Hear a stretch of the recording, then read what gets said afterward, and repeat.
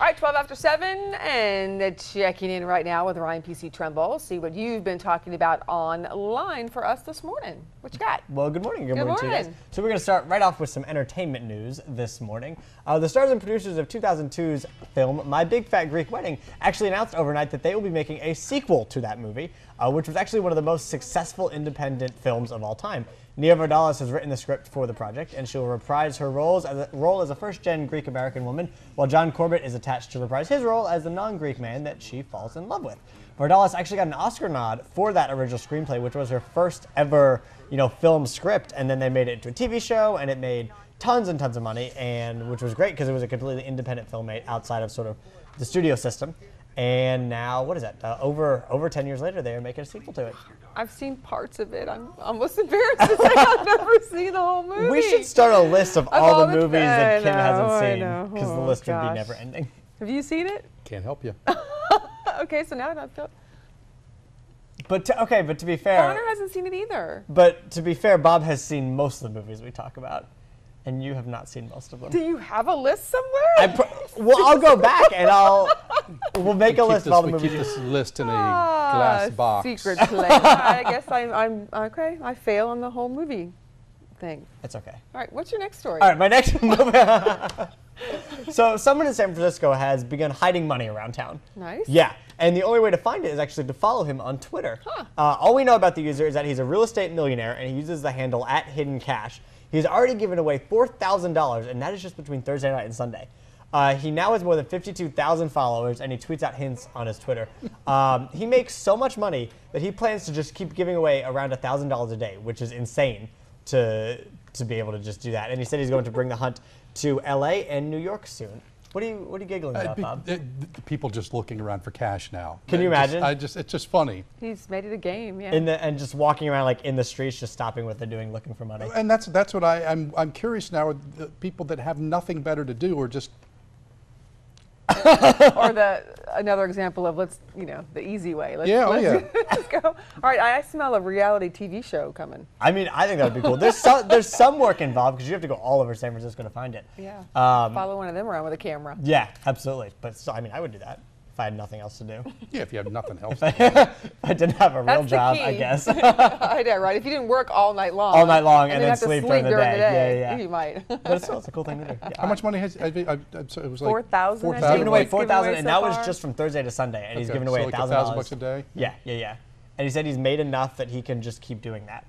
That's neat. So yeah, it's neat. I want his job. I know, right? Yeah, seriously. But okay, so at any rate, I was very excited to see the New York Mets trending on Facebook this morning because since my family's from Long Island, it's illegal for me not to like them. But the real story isn't the Mets' fantastic game. It is actually the first pitch, which was thrown out by rapper 50 Cent. Let's just take a look at it.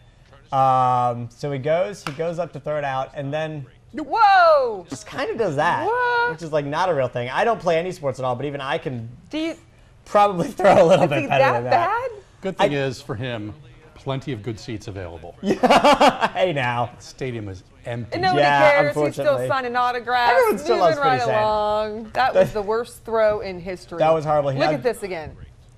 Oh, the camera guy. He just barely misses it, and he doesn't even see it. He joins the ranks of other famous people like Carly Rae Jepsen and Carl Lewis and Mariah Carey, who should probably just stay to their day jobs and be reminded why they weren't athletes to begin with. When you're built like him, though, who's going to walk up and make fun? Exactly. It's tough. It's very tough to walk out on that mound in that light. I don't care the athlete you are to not even get it close to the plate. Well, yeah, I mean, I can see you kind of bouncing it in. He threw with his left hand, so maybe he's right-handed or something. I'm assuming he's left-handed. Why else would he throw with his Well, maybe his he's hand? maybe he's right-handed. He's afraid he can't rap with his right hand as a baseball. Maybe he's got a mic hand and he just didn't want to hurt it. It might be that. I don't know. It was bad, though. That it was so bad. It's funny because once that hit last night, then it became remember this one and remember this one, and one of the all-time greats.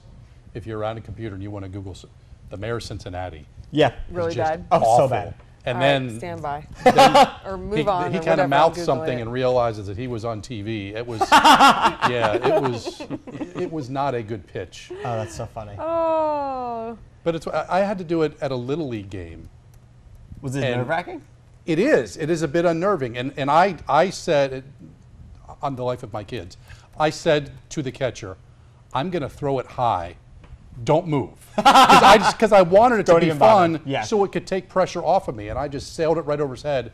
And God bless the kid, never even looked up. And it got a big laugh, so I was off the hook. So it worked, yeah. Oh, that was just as bad. He actually looks like he meant to throw it that way. He almost falls off the mound when he does it. The mayor? He kind of trips over his feet a little bit. Yeah, it's on the laptop. It's like I don't he think they gave can up. take it on the laptop, can they? No, we can't. But all right, you guys go Google it because it's real funny. Yeah, it was funny. Tell you what, guys, if I'm the Mets, I'm not letting this go because Bonner hit it. Those seats were empty. I'm giving Fitty some training. I'm letting him work with the pitching coach, putting that all over Twitter and Facebook, and inviting him back for more first pitches later on this season. He's going to snap off a breaker. Yeah. The Mets need all the publicity we can get. Citi Field would be packed, I think, if 50 Cent was invited back to do another first pitch. He should just throw all the pitches. Yeah. Or put someone in the box and let him pitch to an actual batter. Yeah. You could do an over-under on how far down the first baseline it would be. Versus the last time. He would get it much closer to the plate the next time around. Bust off a song now about his efforts. You can only hope. Yeah. You can only hope. Yeah, he's right. He's a man. And he looks like he could play some sports, too. See, that's the thing is, like, he looks like he should know how to do it. Yeah. But I say give Fitty another chance. He looks like he might lift weights. It doesn't mean he can throw a baseball. All right, Kim. Maybe he tries with his right hand this time, to your point as well. All right, well, I'm going to be moving both hands to explain the forecast. Let's push the showers and storms away. Our radar scan, nice and quiet compared to where it was just a few hours ago. We could re-up the chance for a shower or thunderstorm this afternoon, up toward 30%. Your bus stop forecast, low 70s for the morning. For the ride home, upper 80s and lower 90s in our hour-by-hour model, showing some popcorn kernel-type showers and thunder showers building up with the heating of the day, generally fading away at night. We've got more after this.